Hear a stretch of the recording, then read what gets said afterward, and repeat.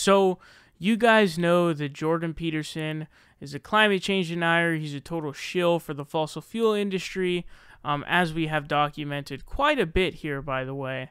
And some Jordan Peterson fans get angry because they're fucking idiots. But basically, he's retweeted, tweeted out, promoted PragerU propaganda videos about climate change not being real. One of the tweets was some sort of a slight at liberals, saying like, oh, the anti-capitalist tree-hugging liberals or something like that. I'm paraphrasing. I forgot exactly what it was. I won't be happy about this.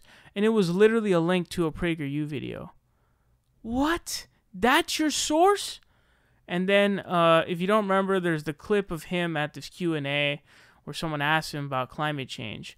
And his response to the issue is not that, yeah, we need to figure out what to do. We need to implement fixes to get us onto renewable energy. And the problem is what he's doing is he's attempting to frame the situation as one where we don't have a solution, so just throw your arms up and forget about it. Let's move on. You know, the climate's going to get destroyed. It is what it is. And that's wrong. It's dumb, intellectually dishonest. And he's a total shill for the fossil fuel industry. Now, I guess he was defending one of his buddies. Don't know about him, don't really care. But here's what he said in his defense. He said he's casually called a, quote, climate change denier, for example, which is an appallingly treacherous term of criticism used to denigrate someone personally by associating them with Holocaust deniers. The ethics of anyone who employs it should be instantly questioned. So he is trying to flip back the questioning of ethics, because we're the ones questioning the ethics and the intellectual honesty of morons who deny science, the science of which, by the way, over 90% of studies that offer an opinion on whether or not anthropological, man-made, human-made climate change is real, over 90% of them say yes. So we're the ones putting your ethics into question because you have the goal to deny scientific data, okay? This is the scientific method at work and the consensus of said data, not the consensus of the opinions of scientists, okay, but the conclusions of the data, a consensus of that, which is the scientific method. That's what the scientific method is. So I'm putting into question your ethics and your intellectual honesty because you're being a fraud. So he's trying to flip that back, which is super cowardly. It's a joke.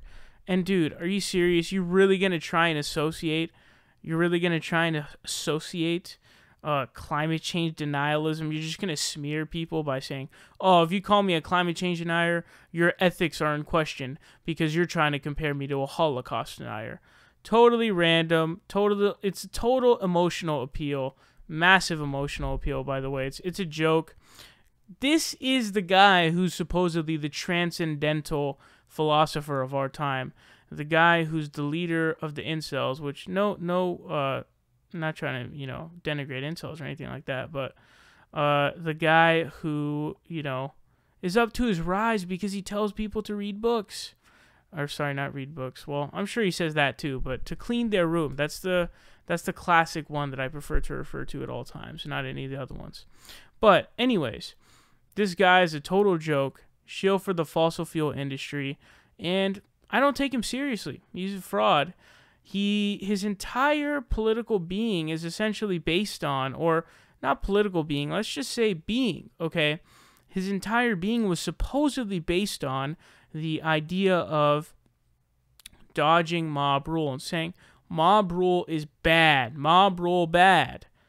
And then when his own fans get pissed off at him, which puts his financial gain in, threat, and it's politically expedient for him and economically expedient for him, he, turns into succumbing to mob rule.